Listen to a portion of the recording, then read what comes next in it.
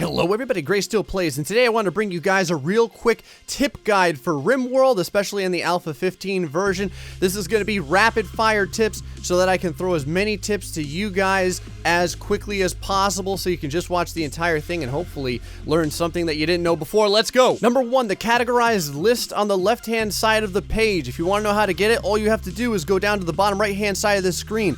There's a toggle categorized mode on the resource readout. Go ahead and click on it, and you'll be able to compress everything and make everything much more clean when it comes to the different areas and textiles and foods and currencies within the game. Number 2, cursor scroll. If you want to get rid of that annoying cursor scroll when you try and move your cursor over to the side of the screen and you end up dragging the entirety of your view with it, go to menu, go to options, right over here. Screen edge mouse scroll. It's on by default. Go ahead and click it off. Number 3, do you have a room that's absolutely filthy and you want to go ahead and force clean it without having to click on a colonist and then right click on the various dirts to get it cleaned? Go ahead and select your colonists, make sure that they have the ability to clean the room, draft them, move them inside of the room, forbid the door, and then watch them go to town after undrafting. There we go. Tons of cleaning right there. Number 4, have a power conduit that you want to deconstruct, but don't want to deconstruct the thing that's over it because it's underneath something like a wall. Go ahead and click on the wall, then click a second time, and it'll select your power conduit for you. Number 5, many people don't understand what the purpose of a power switch is. When you have an area that you're going to be utilizing a lot of power in, but you don't want to keep on all the time, such as your kill box with turrets, go ahead and put a power switch that goes out to the grid that powers all of the turrets. You can go ahead and select it off or on. If you select it off and flick the switch, it'll turn your entire grid off in this area to save you a lot of power. And likewise, if you have enemies coming in and you need to get this place set up quick, you can go ahead and turn your designation of power on, flick the switch, and then immediately all of your turrets are now powered.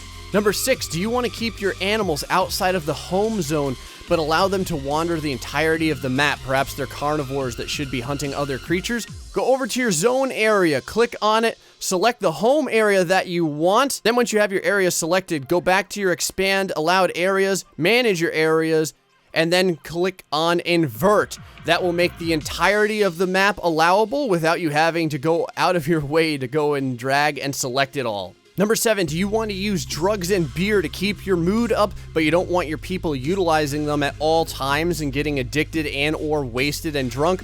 Go over to the assigned area. Make yourself a drug policy. You can click on a drug policy, click on edit, click on schedule, not joy, and then put your frequency at only if mood below, and then set your mood level. Anytime the colonist mood level drops below this number, they'll go ahead and take a smoke of a smoke leaf, a drink of a beer, but they won't go beyond that and go binging all over it unless they have that particular trait. Number 8, don't want your colonists wearing tattered clothing. Just like setting a drug policy, go ahead and select an outfit policy. Go over to edit, allow them to wear whatever you want, but go to the hit point area for the clothing and select 51 or above hit points. This way, none of your colonists are ever wearing tattered clothing for that negative debuff. Number 9, have a table inside of one of your colonist rooms, but you don't want it being utilized for a gathering spot, say for parties. Click on it and then click off of gathering spot. Number 10, don't want to have roof collapses. Roofs can only extend 6 tiles away from any wall. That means the biggest room that you can have completely roofed without additional pillar support is a 13 by 13 room. Number 11, stagger your heaters and coolers. If you stagger them a couple of degrees away from one another, you can often save yourself some power use and still keep the area roughly at the appropriate temperature that the heaters are set at. Number 12, do you want a quick and easy way to find out exactly where all of the roof structures are inside of your base and inside of mountains? Go to the bottom right and click on the toggle visibility of roofs. A bright green outline will show you everywhere that a roof exists. Number 13, a hospital bed can only benefit from 1 vitals monitor, but did you know that you can hook up to 8 hospital beds to 1 vitals monitor? If you don't mind your hospital looking all jacked up, you can have 3 on the bottom, 1 on the top, and then 2 sideways on both sides for a total of 8 hospital beds to one monitor. As long as hospital beds are adjacent to a monitor, they'll get the effects of that monitor. Number 14, for job priorities, you can left click to start from the bottom and go up, but did you know that you can right click to go from the top and go to the bottom in numbers? Number 15, sterile tiles actually do something. They reduce the dirtiness and increase the cleanliness of a room, and they also reduce the potential for food poisoning and infection. Don't believe me? Go ahead and click on the room stats down here on the bottom right, and then hover over the room. You're going to notice that the cleanliness of this hospital room is a 0.6, which is sterile. These tiles are the only thing that can get a room into a 0.6 range. Number 16, do you have a growing area that you don't want people to utilize any longer, but you may want to use it later in the season?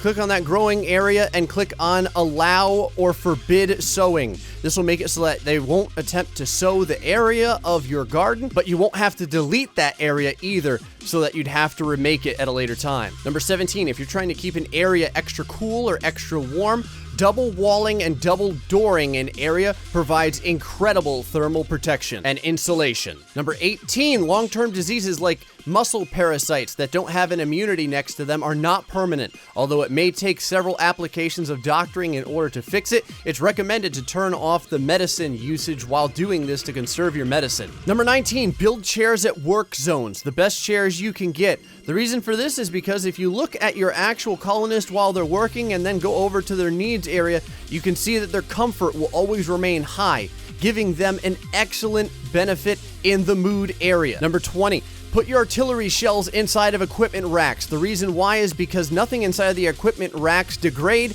and if the artillery shells are inside, they won't degrade. If an artillery shell ever gets to 0, it will explode on its own. Number 21, stone beds have 10% less rest effectiveness compared to non-stone beds. Check this out. This sandstone bed, which is of poor craftsmanship, has an 85% rest effectiveness. Meanwhile, this wooden bed, which is also a poor craftsmanship, has a 95% rest effectiveness. The rest effectiveness is basically how fast people sleeping on the bed gain their rest back.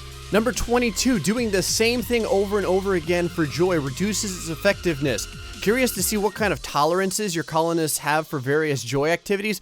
Go over to their needs and hover over joy. You're going to get to see meditative, social, gaming, and study. For this reason, have more outside and around your area rather than just one horseshoe pin. Number 23, doors made out of any type of stone are incredibly hardy, but open very slowly. If you click on the view information about this object tab, you'll see that these types of doors open at a 45% speed. Number 24, tile does more than just look good. It also increases your character's movement speeds. Check this area here that has some dirt with a 76% movement speed next to this tile, which has 100% movement speed. Number 25, want to kill off one of your pets or farm animals to get its meat and hide, but want to gain a little bit of experience as well? Don't slaughter it. Go over to the health tab, go over to operations, and euthanize it.